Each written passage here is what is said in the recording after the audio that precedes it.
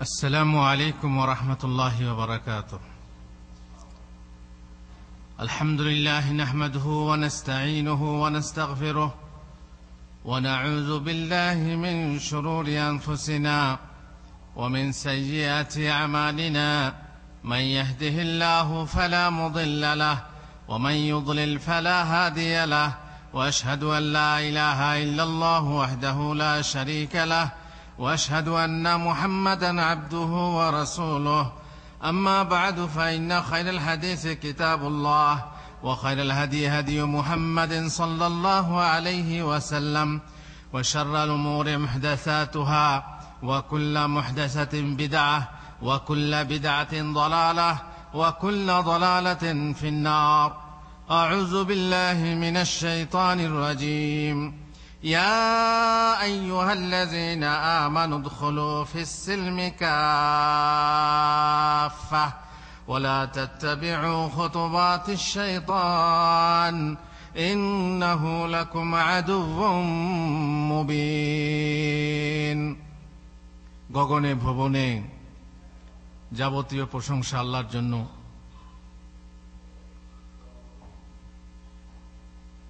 মহান আল্লাহ, তার লাখো কোটি প্রশংসা, যিনি আমাদেরকে এই দুনিয়ায় পাঠিয়েছেন, সুন্দর জীবন দিয়েছেন এবং সুন্দর জীবন ব্যবস্থা দিয়েছেন। আমাদেরকে মুসলিম রূপে জীবন ধারণ করার তৌফিক দিয়েছেন। ইসলামকে পাঠিয়েছেন মুসলিমদের জীবনকে সুন্দর করার জন্য, দুনিয়াতে এবং আখেরাতে সুখ শান্তি লাভের জন্য। ইসলাম দিয়েছেন আর সেই সাথে নবী রসুল পাঠিয়েছেন, কিতাব পাঠিয়েছেন, যাতে করে নবী রাসূল কিতাব পাঠ করে মুসলিমদেরকে শোনান এবং তাদেরকে উপদেশ দেন। কিন্তু যখন ইসলাম আসে বা ইসলামের নবী কিতাব আসে, তখনকার ইসলাম আর তার বহু যুগ পরে ইসলাম, সেই ইসলাম আর এই ইসলাম একই, কিন্তু তখনকার মুসলমান আর আজকের মুসলমান এক নয়। ইসলাম এবং আজকের মুসলমান আমার আজকের আলোচ্য বিষয়। ইসলাম এবং আজকের মুসলমান। আজকের মুসলমান কি ইসলামে আছে? এই মুসলমানের মুসলমানিত্ব কি সঠিকভাবে বহাল আছে? এই নিয়ে আমরা কিছু কথা আলোচনা করব। মহান আল্লাহ কোরআন মাজিদে বলেছেন, ইয়া আইয়ুহাল্লাযীনা আমানু উদখুলু ফিস সিলমি কাফা। ঈমানদাররা, যারা ঈমান এনেছো, আল্লাহকে বিশ্বাস করেছো, রাসূলকে বিশ্বাস করেছো, কিতাবকে বিশ্বাস করেছো, ইসলামে প্রবিষ্ট হয়েছো, তারা শোনো। উদখুলু, প্রবেশ করো। ফিস সিলমি কাফা। ইসলামের মূল ধাতু হলো সিলম। সিলম মানে কি? শান্তি। আর ইসলাম মানে আত্মসমর্পণ। মানুষ আত্মসমর্পণ করার মাধ্যমে শান্তি আনয়ন করে। অতএব ইসলাম ও শান্তিতে পরিপূর্ণ রূপে প্রবেশ করো। কাফা, অর্ধাবর্ধি না, কিছু অংশ না, সামান্য মানবো সামান্য মানবো না তা না, স্বার্থ বশে মানবো, আর যখন স্বার্থ নেই, স্বার্থ ফুরিয়ে গেলে মানব না তা নয়। যখন সুখ আছে মানব, অসুখে মানব না, শান্তিতে মানব, অশান্তিতে মানব না। যেখানে খুশি আনন্দ আছে সেখানে মানব, আর যেখানে কষ্ট আছে সেখানে মানব না, এরকম না। ইসলামের আমল করতে হলে সব পরিপূর্ণ রূপে আমল করতে হবে। আর যারা পরিপূর্ণ রূপে আমল করে না, তারা নিজেদের খেয়াল খুশির অনুসরণ করে, শয়তানের অনুসরণ করে। তাই আল্লাহ বললেন ওয়ালা তাত্তাবিউ খুতুওয়াতিশ শাইতান, শয়তানের পদাঙ্ক অনুসরণ করো না। শয়তান যে পথে চলে, যে পথে চলতে বলে, সেই পথে চলো না। ইন্নাহু লাকুম আদুউম মুবিন, কেননা শয়তান তোমাদের প্রকাশ্য শত্রু। অথচ শয়তান আমাদের থেকে খুবই গোপনে। আমরা কি শয়তানকে দেখতে পাই? নাকি যখন শয়তান আমাদেরকে প্রলোভন দেয় বুঝতে পারি? এমন ভাবে প্রলোভন দেয় যে আমরা বুঝতেও পারি না। সর্বপ্রথম শত্রুতা করেছে আমাদের পিতামাতার সাথে জান্নাতে, আর সেই প্রলোভন দিয়ে, সেই শত্রুতা করে, হিংসা করে, অহংকার প্রদর্শন করে তাদেরকে জান্নাত থেকে বের করেছে শয়তান। অবশ্য আল্লাহর ইচ্ছা ছিল আল্লাহ তাআলা পৃথিবীকে আবাদ করবেন, তাই এরই মাধ্যমে শয়তানের এই চক্রান্ত কাজে লেগেছে।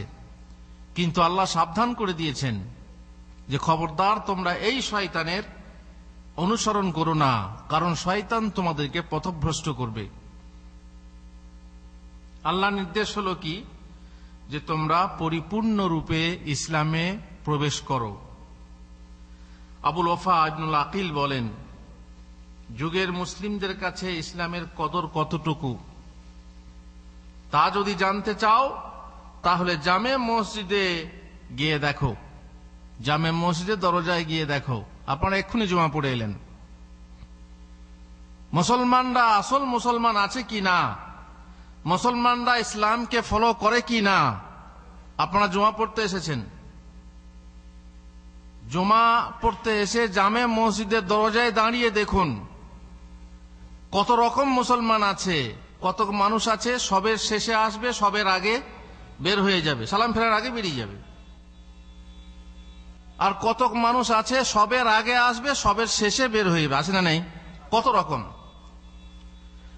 জুমার মসজিদে আপনি নামাজ পড়ছেন, পেছনের কাতারে নামাজ পড়ে যদি আপনি সামনের কাতারে তাকিয়ে দেখেন, সামনের কাতারে সবারই পায়ের দিকে তাকিয়ে দেখেন কতজন লোকের কাপড় গাঁটের ওপরে আছে, কতজন লোকের প্যান্ট বা সব বলছে এরা, সৌদিরা সব বলছে, এই সব বা প্যান্ট বা পায়জামা বা লুঙ্গি কতজন লোকের গাঁটের উপরে আছে। হাফেজ সাহেব আন্দাজ আছে কত পার্সেন্ট হবে? গাঁটের উপরে যাদের কাপড় আছে কত পার্সেন্ট হবে? হবে 40%, 10%? আমার মনে হচ্ছে তাই 10% হবে কিনা সন্দেহ আছে। গাঁটের নিচে প্যান্ট, গাঁটের নিচে সব। অথচ বারবার তাদেরকে বলা হয়েছে যদি কেউ অহংকার বশত ঝুলিয়ে পড়ে তাহলে কিয়ামতের দিনে আল্লাহ তাদেরকে পবিত্র করবেন না, তাকিয়েও দেখবেন না। আল্লাহর রহমত কয়টা? 100টা। দুনিয়ার বুকে মাত্র একটা আছে, আর সেই রহম নিয়ে আমরা ভালোবাসা, মায়া, মমতা, প্রেম, প্রীতি সবকিছু। আর আল্লাহ তাআলা 99টা রহমত রেখেছেন কোথায়? কিয়ামতে, পরকালে প্রয়োগ করার জন্য। তা সত্ত্বেও ওই লোকের প্রতি তাকিয়ে দেখবেন না যে তার কাপড় গাঁটের নিচে ঝুলিয়ে পড়ে অহংকারের সাথে, যে তার প্যান্ট, পায়জামা, জামা ইত্যাদি লুঙ্গি গাঁটের নিচে ঝুলিয়ে পড়ে অহংকারের সাথে। তার দিকে আল্লাহ তাকিয়েও দেখবেন না, রহমতের দৃষ্টিতে তাকিয়েও দেখবেন না। রহম করা তো দূরের কথা। আর যে ব্যক্তির অহংকার নেই, খেয়াল থাকে না, আলা ফেলা আলা ঝালা লোক, ওই কাপড় নিচে নেমে যায়, তো ওদিকে আবার যারা গায়ে কিছু কাপড় রাখে না, গেঞ্জি জামা রাখে না, তাদের নাভির নিচের অংশ দেখা যায়। নাভির নিচের অংশ দেখানো জায়েজ না জায়েজ? হারাম, কাবিরা গুনাহ। নাভির নিচে, নাভি পর্যন্ত আপনাকে কাপড় রাখতে হবে। নাভির নিচে নেমে গেলে যায় কোথায়? গাঁটের নিচে। রাসূলুল্লাহ সাল্লাল্লাহু আলাইহি ওয়াসাল্লাম বলছেন মা আসফালা তাহতাল কাবাইনি ফাহুয়া ফিন্নার। গাঁটের নিচের যে অংশটুকু, যে কাপড়টুকু যাবে বা যে অংশে কাপড়টুকু যাবে সেইটুকু জাহান্নামে ভুগবে, জাহান্নামে জ্বলবে। গাঁট পর্যন্ত মাফি মুশকিল, সমস্যা নেই, কিন্তু গাঁটের নিচে গেলেই যেটুকু অংশ কাপড় নিচে যাবে জাহান্নামে জ্বলবে। আপনি বলবেন মাশাআল্লাহ তো ভালো, সামান্য যাবে তো সমস্যা নেই। সামান্য কাপড় যদি গাঁটের নিচে যায় আর সামান্য অংশ জাহান্নামে জ্বলে, আল্লাহ কারীম, কোনো সমস্যা নেই। সহ্য করতে পারবেন? পারবেন সহ্য করতে? ওইটুকু আগুন, যে আগুন এই আগুনের থেকে 70 গুণ তেজ বেশি। সব থেকে হালকা আযাব কি জাহান্নামের? পায়ে এক জোড়া জুতো। সেই জুতো যখন তাকে পরিয়ে দেওয়া হবে, সারা শরীরে তার আগুন নেই, কোথায় আছে? শুধু এক জোড়া জুতো আছে আগুনের। আর সেই জুতোর তাপে তার মাথার যে মগজ আছে, মগজ পর্যন্ত টকবক করে ফুটবে। মানুষের ভয় হয় না। বলছে ইসলাম যদি দেখতে চাও, মুসলমানদের মাঝে ইসলাম আছে কিনা যদি দেখতে চাও, তাহলে জামে মসজিদে যাও। কারণ জামে মসজিদে বহু রকমের লোক আসে এবং কত রকমের লোক দেখবে সেখানে মুসলমানদের মাঝে ইসলামকে দেখতে চাইবে। দেখবে ইসলাম, কারো চেহারাতে ইসলাম নেই, কারো লেবাসে ইসলাম নেই, কারো বসাতে ইসলাম নেই। খুতবা চলছে আর কথা বলছে বন্ধুর সাথে, খুতবা চলছে আর এইভাবে, হ্যাঁ, এটা মানে কি বলুন তো? তার মনের ভিতরে ওই যে হ্যাঁ, গা ধোয়ার আগে, গোসল করার আগে, জুমা পড়তে আসার আগে টিভি চলছিল, আর তখন যে গান বাজিয়ে রেখেছিল আর কি, হিন্দি ফিল্মের ছায়াছবি গান না কি বলে এগুলোকে, যে গান চলছিল তার বাজনাটা মনের ভিতরে টুনুটুন টুনুটুন টুনুটুন করছে, আর তখন হাতে এইভাবে চলছে, খুতবা চলছে। দেখেন তাকিয়ে। কেউ আবার দেখবেন যে ওই যে কার্পেটে ফুল করা আছে না, ফুলের উপরে ফুল আঁকছে, অভ্যাস করছে আর কি, এরকম আঁকতে পারবো কিনা, দেখেছেন খেয়াল করে? কেউ আবার দাঁতন করছে, মোতাওয়া মানুষ দাঁতন করছে, জানে না, জাহেল। চলো দাঁতন করা, খুতবা চলাকালে দাঁতন করা চলবে? কেউ আবার পানি খাচ্ছে, খুতবা চলা অবস্থায় পানি খাওয়া যাবে? যদি ইসলাম দেখতে চান তো এদের মাঝে আপনি ইসলাম যদি বলেন যে এরাই মুসলমান, আসলে সারা বিশ্বের লোকে তাকিয়ে আছে ইসলাম জানার জন্য মুসলমানদের দিকে। মুসলমানদের মাঝে ইসলাম দেখে যদি কেউ ইসলাম গ্রহণ করতে চায়, হয়তো হতে পারবে। আমার এক ওস্তাদ মদিনা ইউনিভার্সিটির টিচার, তিনি কিন্তু আসলে অমুসলিম ছিলেন। মুসলমান হওয়ার পর তাকে বসানো হলো গোল টেবিল করে, 4-5জন তাদের অমুসলিমদের পণ্ডিতকে আনা হলো, যে বলা হলো তুমি ধর্ম চেঞ্জ করলে কেন? তো বলছে ধর্ম চেঞ্জ করলাম, আমাকে ভালো লেগেছে। বলছি তোমাকে কি ভালো লেগেছে? মুসলমানদের কোন অবস্থা থেকে তোমাদেরকে ভালো লেগেছে? যত নোংরা জায়গাগুলো আছে মুসলমানদের সংখ্যা বেশি, কোর্ট কাছারিতে যাও মুসলমানদের সংখ্যা বেশি, মারামারিতে যাও মুসলমানদের সংখ্যা বেশি, ভোটাভুটিতে বোমাবুমিতে যাও মুসলমানদের সংখ্যা বেশি, যুদ্ধ বিগ্রহে যাও মুসলমানদের সংখ্যা বেশি। তাদের দেশ দেখো গা কি হচ্ছে অবস্থা, চারিদিকে দেখো মুসলমানরাই এই বর্তমান যুগে কি নোংরা। তো তাদের কি দেখে, যদি ধর্ম পরিবর্তন করা দরকারই ছিল, তো খ্রিস্টান ধর্ম গ্রহণ করলেন না কেন? ইহুদি ধর্ম গ্রহণ করলেন। তাদের উন্নতি দেখো, তাদের বিশাল বিশাল দেশ, উন্নত দেশ, তাদের জ্ঞান বিজ্ঞান দেখো, তাদের টাকা পয়সা দেখো, তাদের আর্থিক উন্নতি দেখো। খ্রিস্টান ইহুদি হলে না কেন? আমার ওস্তাদ এক বাক্যে বলেছিলেন, আপনারা ভুল বুঝেছেন, আমি মুসলমানদেরকে দেখে ইসলাম গ্রহণ করিনি, আমি ইসলামকে দেখে ইসলাম গ্রহণ করেছি। ইসলামকে দেখে ইসলাম গ্রহণ করেছে, মুসলমানদেরকে দেখে না। পক্ষান্তরে ইনি হচ্ছেন জ্ঞানী মানুষ। পক্ষান্তরে আর একজনের ব্যাপারে আপনারা শুনে থাকবেন,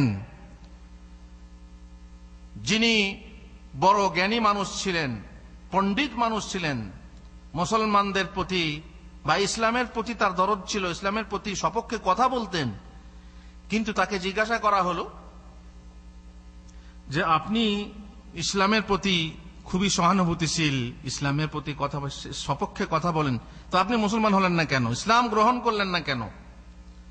তো উনি জবাবে বলেছিলেন, আমার প্রাণে পিপাসা ছিল, পানির তেষ্টা ছিল, তৃষ্ণা ছিল, পানি আমি খুঁজছিলাম, অবশেষে কাজল জলা দিঘি, পানীয় জল আমি পেলাম, পানি আমি পেলাম, কিন্তু সেই পুকুরের ঘাটে নেমে যেই পানি পান করতে যাব আর দেখছি পানির উপরে মরা ভাসছে, তাই আমি এই পানি পান করতে পারিনি।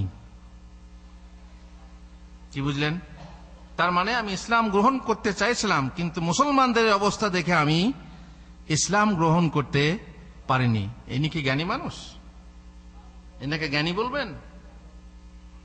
জ্ঞানী মানুষ না, ইনি জ্ঞানী মানুষ না। মুসলমানদের আমল দেখে, ইসলাম যদি কেউ না মানে, তাকে দেখে আপনি কি ইসলামের বদনাম করবেন? পার্টির দু চারটি লোক যদি খারাপ হয় তো গোটা পার্টিটা খারাপ হয়ে গেল। সংগঠনের দু চারটা লোক যদি খারাপ হয় গোটা সংগঠনটা খারাপ হয়ে গেল। কুলের দু একটা যদি কুলাঙ্গার থাকে তাহলে কুলটাই খারাপ হয়ে গেল। এখন জ্ঞানীর কথা, ইসলামকে তুমি দেখলে না, এ জ্ঞানী আর ওই জ্ঞানী। ইনি বলছেন আমি এই মরাগুলোকে দেখিনি, আমি দেখেছি ইসলামকে দেখে ইসলাম গ্রহণ করেছি। আর উনি বলছেন এই মুসলমানদেরকে দেখে ইসলাম গ্রহণ করতে পারিনি। মুসলমানদের আমল দেখলে সত্যিই আপনি গ্রহণ করতে পারবেন না ইসলামকে দেখতে হবে। মুসলমানরা আমলে পিছিয়ে আছে, তাও মুসলমান তো বহু রকমের মুসলমান আছে। বহু অমুসলিম মুসলমানদের পরিবেশেই আসে না, দেখে না। আর যদি দেখে তো ওই নোংরাগুলো দেখে, টিভিতে দেখে।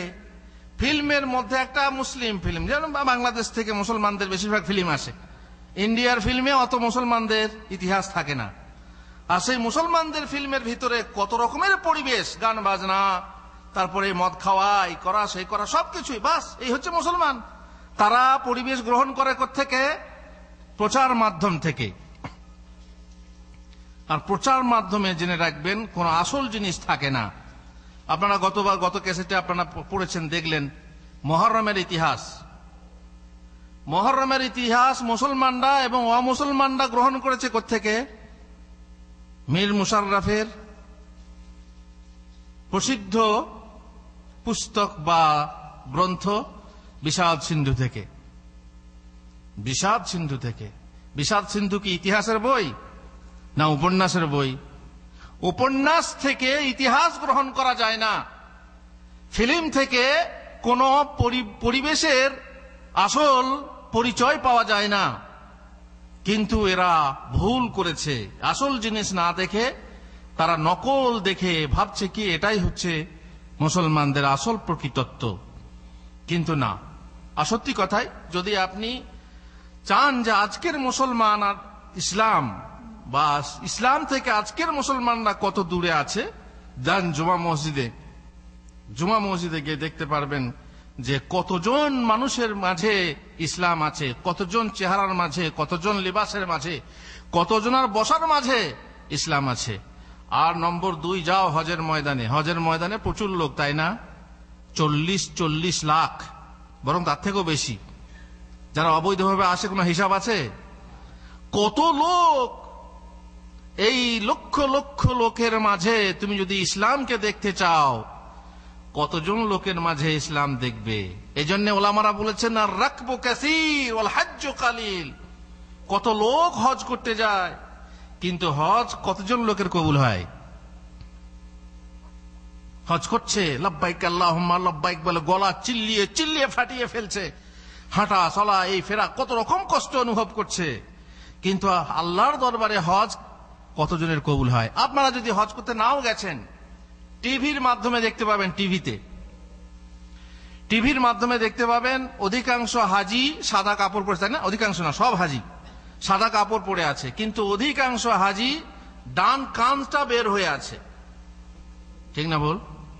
অধিকাংশ হাজির, বরং বলা যাবে 90-95% হাজির এই ডান কানটা বেরিয়ে আছে। আরাফাতের ময়দানেও বেরিয়ে আছে, মিনার ময়দানেও বেরিয়ে আছে না? নেই? এ কি বের করে রাখতে হয়? বলুন, আপনারা হজ করেছেন? মিনাতে আরাফাতে এই কান কি বের করে রাখতে হয়, খুলে রাখতে হয়? কখন রাখতে হয় খুলে? কোন তাওয়াফে? শুধুমাত্র প্রথম তাওয়াফে। প্রথম তাওয়াফে, যাকে তাওয়াফে কুদুম বলে, আগমনী তাওয়াফ, প্রথম তাওয়াফ যেটা আপনার, সেই তাওয়াফে ডান কানটা খুলে রাখবেন। যেমনি তাওয়াফ শেষ তেমনি আপনি ঢেকে নেন, খালাস, আর কোনো সময় খুলতে হবে না, তাই না? এমনকি তাওয়াফে তাহিয়াতুত তাওয়াফ যেটা, 2 রাকাত নামাজ, অনেকে দেখবেন কান খুলেই পড়ছে। তারপরে 5 ওয়াক্তের নামাজ কান খুলেই পড়ছে। ইসলাম দেখবেন, দেখুন এদের মাঝে ইসলাম। মুসলমানদের অধিকাংশ হাজিদেরকে দেখবেন তারা ট্যুরে এসেছে, বেড়াতে এসেছে ছেলে মেয়ে নিয়ে। তারপরে তো বুঝতেই পারছেন, মেয়ে ছেলেদের পর্দার ব্যাপারটা দেখুন, তাদের আভ্যন্তরীণ অবস্থা দেখুন। তারপরে তো আকীদার কথা তো বলতেই হবে না, আকীদা বিশ্বাস দেখুন। মুসলমান, অধিকাংশ মুসলমানদের আকীদা সহি না ভুল? অধিকাংশ মুসলমান যারা হজে আসছে, আমরা তো কয়েক ভাইকে নিয়ে বেরিয়ে গেলাম, বাজারের দিকে গিয়ে দেখছি এক খিমার ভিতরে চলছে, বিশাল অনেক লোক এই খিমার ভিতরে কি করছে, তারা হাই হোসেনার লাগিয়েছে এবং সেখানে স্লোগান, নানা রকম স্লোগান, হজ করতে এসেও স্লোগান চালাচ্ছে। আপনারা যদি হজের ময়দানে যান দেখতে পাবেন যে এই হজের ময়দানে হাজিদের ভিতরে কতটুকু ইসলাম আছে। কে বলছেন? আবুল ওয়াফা ইবনুল আকিল বলছেন, হজ যদি পরীক্ষা করতে চাও যে মুসলমানদের মাঝে ইসলাম আছে কিনা, তাহলে জামে মসজিদের দরজায় দেখো, জামে মসজিদে গিয়ে দেখো, আর হজের ময়দানে গিয়ে দেখো। বরং শরীয়তের দুশ্মনদের সাথে তাদের আঁতাত লক্ষ্য করে দেখো যে মুসলমানদের কত লোকের সাথে, বা মুসলমানদের কত লোকের সাথে অমুসলমানদের যোগাযোগ আছে। মুসলমানদের মাঝে কত লোক অমুসলিমদেরকে ভালোবাসে আর নিজে মুসলমানদেরকে ভালোবাসে। আল্লাহুল মুস্তান। বুঝতেই পাচ্ছেন যে হক জিনিস প্রচার কম হয় আর না হক জিনিস প্রচার বেশি হয়। সুতরাং এটা খুবই স্বাভাবিক ব্যাপার যে আজকের মুসলমানদের মাঝে পরিপূর্ণ ইসলাম নেই। আজকের মুসলমানরা সেই ইসলাম মানে না। আপনারা নিশ্চয়ই কোথাও একটা গল্প শুনেছেন যে এক গ্রামে এক প্রান্তে দাঁড়িয়ে বলছে, গো ইসলাম ডুবে গেল, ইসলাম ডুবে গেল, ইসলাম ডুবে গেল। গ্রামের লোক সবাই ভাবছে, যা তাহলে তো ইসলাম গেল, কোথায় গেল? ইসলাম ডুবে গেল। ছুটে এসে তার কাছে বলছে, কোথায় ইসলাম ডুবে গেল? বলছে, ওই যে পুকুরের পানিতে। বলছে, ও এই ইসলাম ওই ইসলাম নয়, যে পানিতে ডুবে গেছে এই ইসলাম একটা ব্যক্তি। আর আমরা ভাবছিলাম ইসলাম বলতে সেই ধর্ম ডুবে গেল। কিন্তু এই হচ্ছে ইসলাম আর ওই ইসলাম, এই ইসলাম আর ওই ইসলাম একরকম না। আপনার কাপড়ের দোকান আছে, কাপড়ের দোকানের সাইনবোর্ড, সেখানে লেখা আছে এখানে যাবতীয় বস্ত্র সুলভ মূল্যে পাওয়া যায়, যাবতীয় পোশাক পরিচ্ছদ আশাক পোশাক যা আছে সুলভ মূল্যে পাওয়া যায়। আমি গেলাম, গিয়ে বলছি, ভাই লুঙ্গি পাওয়া যাবে? জি ওইটাই নেই। আর একজন এলো, সে বলছে, ভাই শাড়ি পাওয়া যাবে? বলছে, হ্যাঁ ওইটাই নেই। আর একজন এলো, বলছে, কি পায়জামা পাওয়া যাবে? বলছে, ওটাই নেই। এইভাবে যদি আপনার দোকানে সাইনবোর্ডে লেখা থাকে যাবতীয়, যাবতীয় মানে কি একটাও বাকি নেই, আর আপনার দোকানে গিয়ে 5, 7, 8 রকমের জিনিস নেই, 8 রকমের না বরং 80 রকমের, 100% মধ্যে 20% রেখেছেন, 80% লিখে রেখেছেন যাবতীয়। এ কোন দোকানদার আপনি? এটা ফাঁকিবাজ, ধোকাবাজ, ধোকা দেওয়া না, ধোকা দেওয়া, ধোকা দেওয়া। আপনি দেখবেন অ্যাডভার্টাইজমেন্টে দেখবেন সবাই নিজে নিজে অ্যাডভার্টাইজ করছে, এ সাবানের অ্যাডভার্টাইজ করছে, বাকি সাবানগুলো ফেলে দিচ্ছে, বলছে এই হচ্ছে শ্রেষ্ঠ সাবান, তাই না? কিন্তু সেই সাবান ব্যবহার করে দেখুন অন্যান্য সাবানের তুলনায় কিন্তু এই সাবান, এই অন্যান্য সাবানের তুলনায় এই সাবানও ততটা ভালো না। কিন্তু আসলে বাস আমি দেখাচ্ছি, আমি প্রকাশ করছি যে আমার এখানে সব কিছু আছে, আমি সব কিছু আছি, আমি পূর্ণ মুসলমান, কিন্তু আসলে তার ইমান ঠিক নেই, তার ইসলামের ঠিক নাই। আপনি জানেন, যদি মনে করেন যে একজন মোমেন হতে হলে কমসে কম ইমানের আরকানগুলো তাদেরকে মানতে হবে। ইমানের আরকান কয়টা? ইমানের রকুন কয়টা? 6টা। এখন আপনি যদি এক একটা মোমেনকে পরীক্ষা করে দেখেন যে এর মাঝে ইমানের 6টা রকুন আছে কিনা। 6টা রকুন মানে খুঁটি, এই যে মাঝখানে খুঁটিগুলো দেখছেন, যে খুঁটিতে আপনার ঠেস দিয়ে বসে আছেন, এই খুঁটিগুলো যদি ফেলে দেওয়া হয় তো কি হবে অবস্থাটা? থাকবে বিল্ডিংটা? থাকবে না। এগুলো খুঁটি, কিন্তু দেওয়াল আছে চারিদিকে। তার মানে এই বিল্ডিং এর জন্য আবার যদি খুঁটিগুলো থাকে, দেওয়ালগুলো ভেঙে দেওয়া হয়, তাহলে কি হবে? তাও বিল্ডিং থাকবে না। ইসলামের মূল যেটা সেটা হচ্ছে খুঁটি, ইমানের মূল যেটা সেটা হচ্ছে খুঁটি হচ্ছে 6টা। এই 6টা খুঁটি। এছাড়াও এমন কিছু আছে যেগুলোকে বিশ্বাস করতে হবে, সেগুলোকে অবিশ্বাস করা যাবে না। সেগুলোকে অবিশ্বাস করলে আপনার ইমান থাকবে না।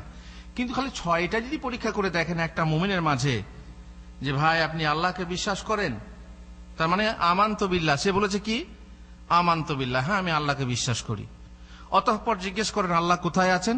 সব জায়গায়, হলো মোমেন।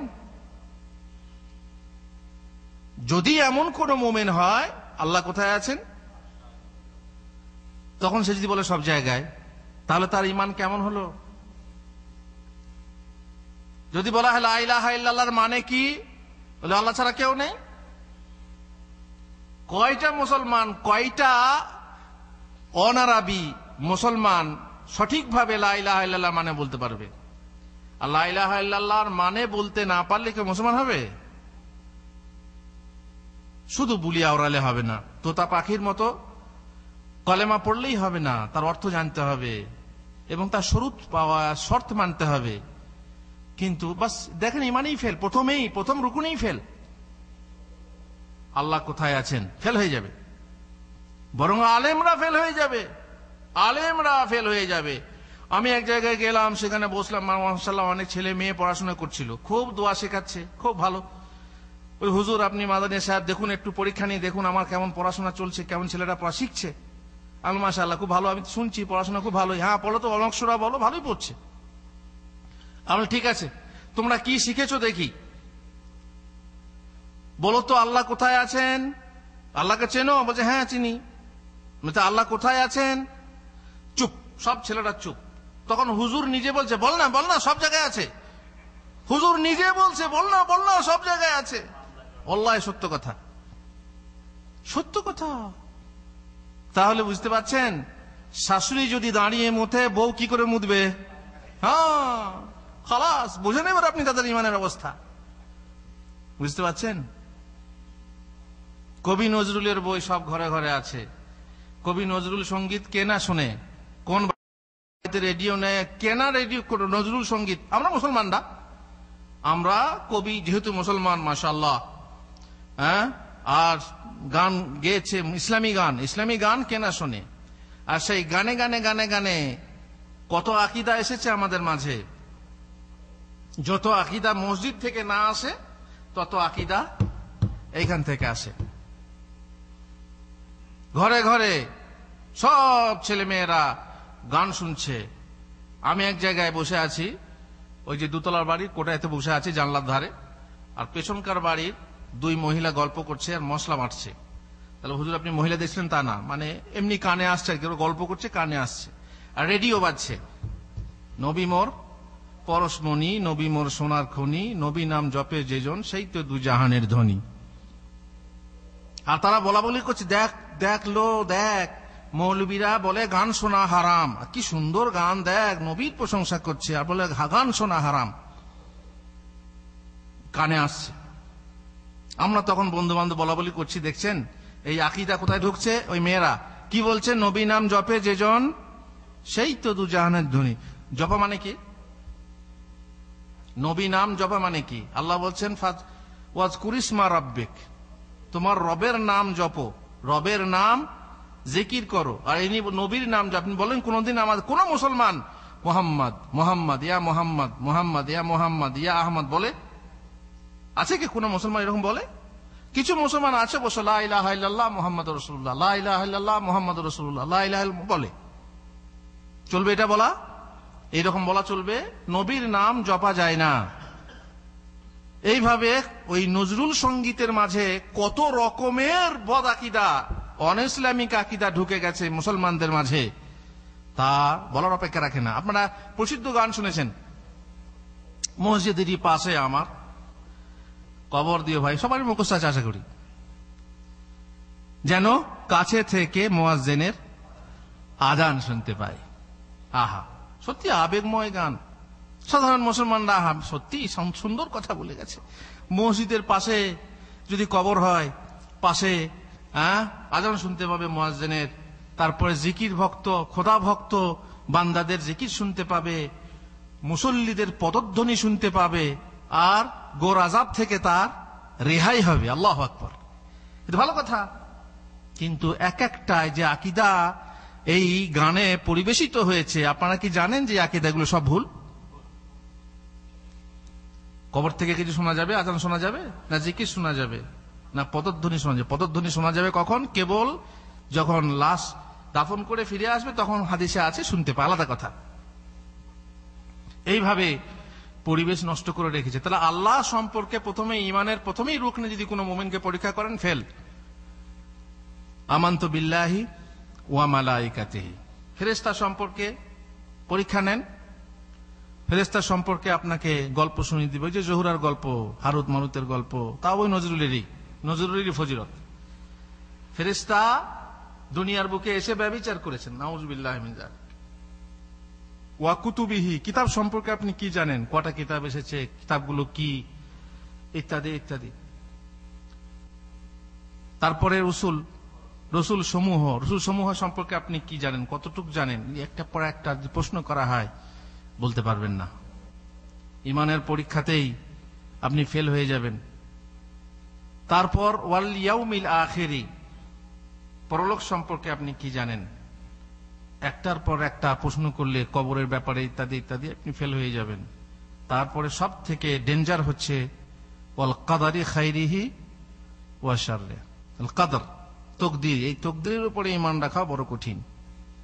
কেউ বলে তকদির বলে কিছু নেই, কেউ বলে তকদিরই সবকিছু, আর এতেই ফেঁসে যায়। একজন ফেসবুকে প্রশ্ন করেছে যে আমি তো চাইনি আল্লাহ আমাকে সৃষ্টি করলো, আল্লাহ আমাকে সৃষ্টি করলো কেন? যদি আমাকে শাস্তি দেবে তো সৃষ্টি করলো কেন? আমি কি বলেছিলাম আমাকে সৃষ্টি করো? হ্যাঁ, আল্লাহুল মুস্তাআন। হতভাগারা বরং মুসলমানরা, অমুসলিমরা তো বলতেই পারে, কিন্তু মুসলমানরা তাদের ইমানে যদি পরীক্ষা নেওয়া যায় ফেল হয়ে যাবে। ইসলামের রুকুন কয়টা? ইসলামের রুকুন 5টা। বাকি আরো জিনিস আছে না? নেই, আছে, কিন্তু রুকুন হচ্ছে, খুঁটি হচ্ছে 5টা। প্রথম খুঁটি কি? আশহাদু আল্লা ইলাহা ইল্লাল্লাহ ওয়া আশহাদু আন্না মুহাম্মাদুর রাসূলুল্লাহ। জিজ্ঞেস করেন মানে বলতে পারবে না, অধিকাংশ মানুষ বলতে পারবে না লা ইলাহা ইল্লাল্লাহ মানে কি। নানা রকম কথা বলবে, ধানাই পানাই করবে। যদি কেউ মানে না বুঝে, তাহলে সে কি মুসলমান হতে পারবে? পারবে না, সে মুসলমান হতে পারবে না। তারপরে চলুন দ্বিতীয় গুরুত্বপূর্ণ খুঁটি, যে খুঁটি আপনার মাঝে না থাকলে গোটা ঘরটাই পড়ে যাবে হুড়মুড়িয়ে। কি সেটা? সালাত। এই সালাত, যদি সালাত ঠিক হলো বাকি সব ঠিক, আর নামাজ ভুল হলে বাকি সব ভুল। নামাজ না থাকলে আপনার দিন নেই। কতজনের মাঝে নামাজ আছে, কতজনের মাঝে সঠিক নামাজ আছে? সঠিক নামাজ আর নামাজ এক না। সঠিক নামাজ কতজন মানুষ পড়ে?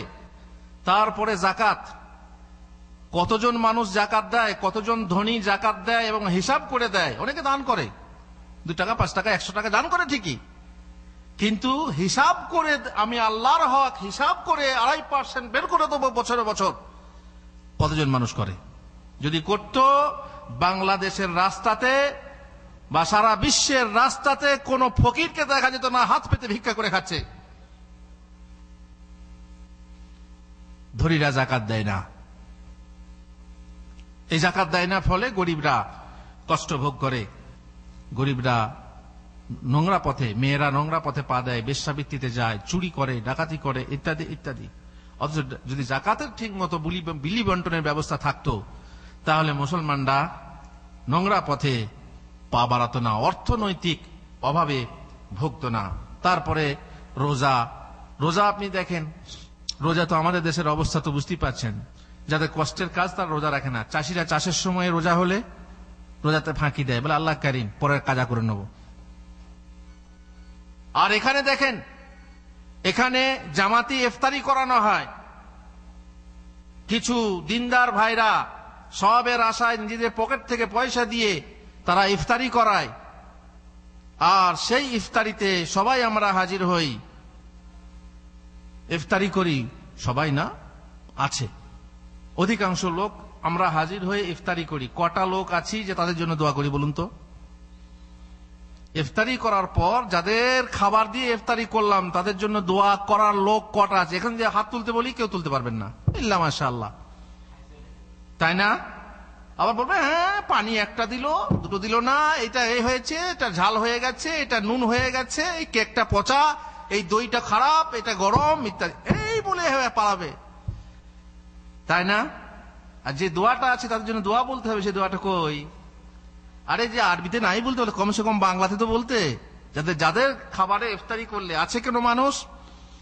বরং দুঃখের কথা, সারাদিন রোজা রাখে না,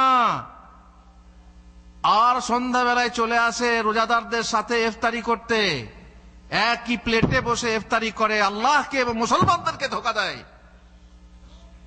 এমনও কিছু মানুষ আছে যারা আল্লাহকে ধোঁকা দেয়, মুসলমানদেরকে ধোঁকা দেয়, মুসলমানদের সাথে প্লেটে বসে খায়, সারাদিন খায়, আবার ইফতারিতেও খায়। রোজাতে গেল, হজে, বহু মানুষ 18 বছর 20 বছর সৌদিয়াতে আছে, এখনো হজ করেনি, আল্লাহ তৌফিক দেয়নি। কত মানুষ বাংলাদেশ থেকে তরপাচ্ছে যে হুজুর একটা ভিসা দেন, আমি কিছু পারি আর না পারি আল্লাহ কমসে কম মক্কা মদিনা থেকে আসবো, হজটা করে আসবো। আর বহু মানুষ আছে, আল্লাহর বহু বান্দা আছে সৌদি আরব এলেই প্রথমে হজ ওমরা, আর কত মানুষ 12 বছর 13 বছর 20 বছর হয়ে গেল এখনো পর্যন্ত হজ করার নাম নেই, তার পেটই ভরে না, তার ছেলে মেয়েদের পেটই ভরে না, এখনো হজ করার সুযোগ হইল না। শক্তির সিন্ধুতে শক্তি সিন্ধু এসে রহিহায়, শক্তি পেল না যে মরিবার বহু পূর্বে জানিও মরিয়া গিয়াছে সে। কত কষ্ট করে কত মুসলমান তরপাচ্ছে। আমার যদি টাকা থাকতো বাংলাদেশের কুটির হতে দূর আরবের স্বপ্ন দেখি। আর কত মুসলমান মক্কা মদিনার পাশে এসে এই ঘরটাকে দেখতে যায় না, এই ঘরটার একটা যে ফরজ, হজ একটা ফরজ জিনিস, এই ফরজটা পালন করে না। এ বড় দুঃখের বিষয়, এ বড় দুঃখের বিষয়। তাই কবি বড় দুঃখের সাথে গিয়েছেন, আল্লাহতে যার পূর্ণ ঈমান, কোথা সে মুসলমান, কোথা সে আরিফ অভেদ যাহার, জীবনে মৃত্যু জ্ঞান, যার মুখে শুনি তৌহিদের কালাম, ভয়ে মৃত্যু করিত সালাম।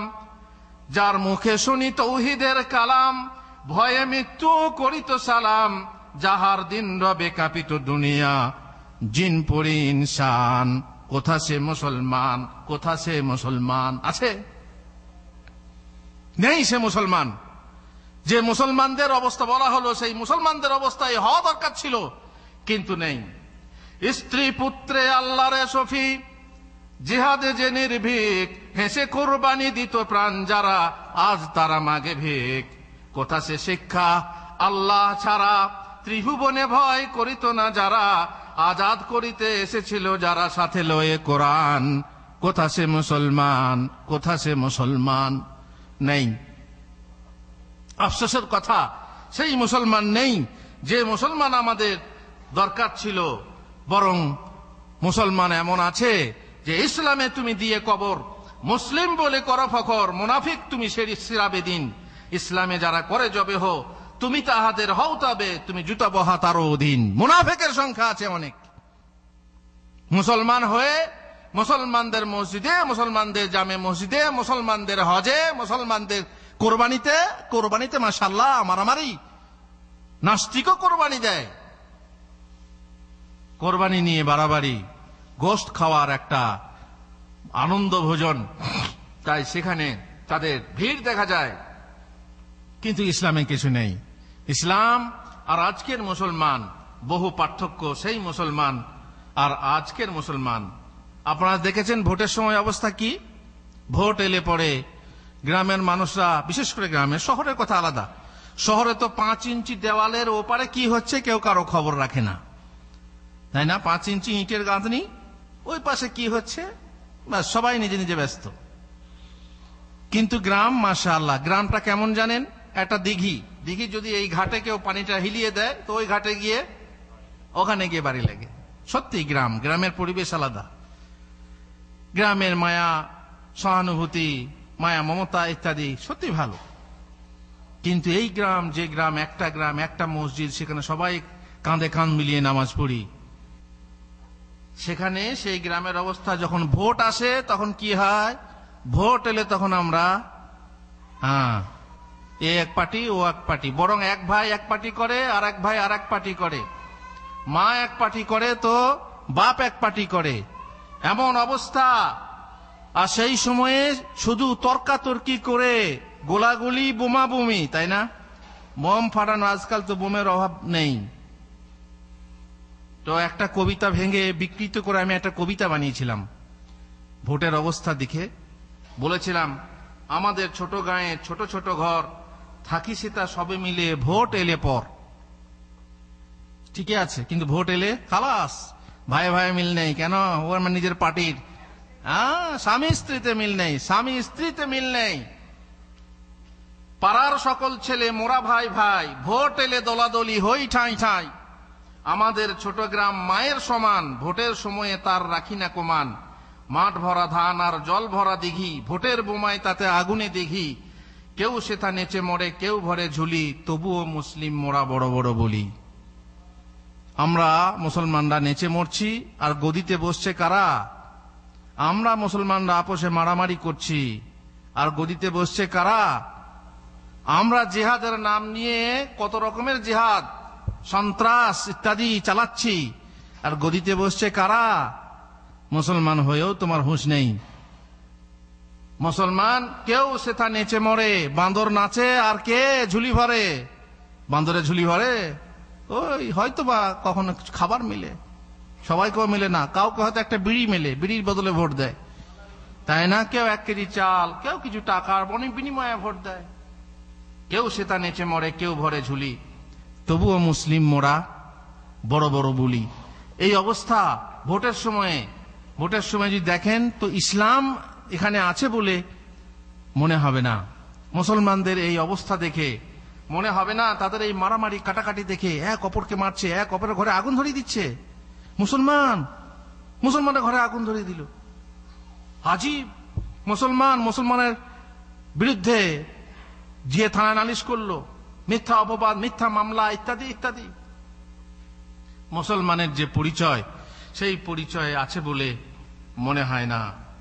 তবে আজকের মুসলমান যে দুরবস্থার শিকার হয়েছে, পরিবেশগত বহু দোষ আছে, গুণ আছে, যার জন্য মুসলমানদের যে সুন্দর গাছ, সেই গাছ আজকে ফল ফুল দিতে পারছে না। কেন? যেহেতু তার গাছের উপরে আলোকলতা রাজ চালাচ্ছে। আলোকলতা জানেন? গাছের উপরে ওই যে হলুদ মতো লতা হয়, কি বলেন আপনারা? সূর্যলতা, আমাদের দেশে বলে আলোকলতা। তার কিন্তু মাটিতে শেকড় থাকে না, তাই না? ওই গাছেরই খায়, ওই গাছের থেকেই তারা রস সংগ্রহ করে, জীবন ধারণ করে। ফলে ওই গাছকে বাড়তে দেয় না, অথবা ফুলে ফলে সুশোভিত হতে দেয় না। অনেক কথা আছে, সময় শেষ হয়ে গেছে। ইনশাআল্লাহ আগামীতে আবার আপনাদেরকে বলবো সেই ইসলাম আর আজকের মুসলমান কত দূরে, কোথায় নানির কবর, আর কত দূর থেকে আমরা হাই হাই করে কাঁদছি। আমরা কি পেরেছি সেই ইসলাম, যে ইসলাম আসলে মানতে হবে, যে ইসলাম আমাদের কাছ থেকে চেয়েছে তোমরা সেই মুসলমান হও, আমরা কি পেরেছি? আরো অনেক কথা আছে, ইনশাআল্লাহ পরে বলবো। আল্লাহ তাআলা আমাদেরকে তৌফিক দেন যেন আমরা আসলেই মুসলমান হতে পারি, যে আমরা যেন প্রকৃত মুসলমান হতে পারি, প্রকৃত ইসলামকে মানতে পারি। রব্বানা ওয়াজআলনা মুসলিমাইন লাকা ওয়া মিন যুররিয়াতিনা উম্মাতাম মুসলিমাতান লাক ওয়া আরিনা মানাসিকানা ওয়া তুব আলাইনা ইন্নাকা আনতাত তাওয়াবুর রহিম। কার দোয়া এটা? ইব্রাহিম আলাইহিস সালামের দোয়া। আল্লাহ তুমি এই দোয়া কবুল করো আমাদের। ওয়া সাল্লাল্লাহু আলা নবিয়িনা মুহাম্মদ ওয়া আলা আলিহি ওয়া সাহবিহি আজমাইন।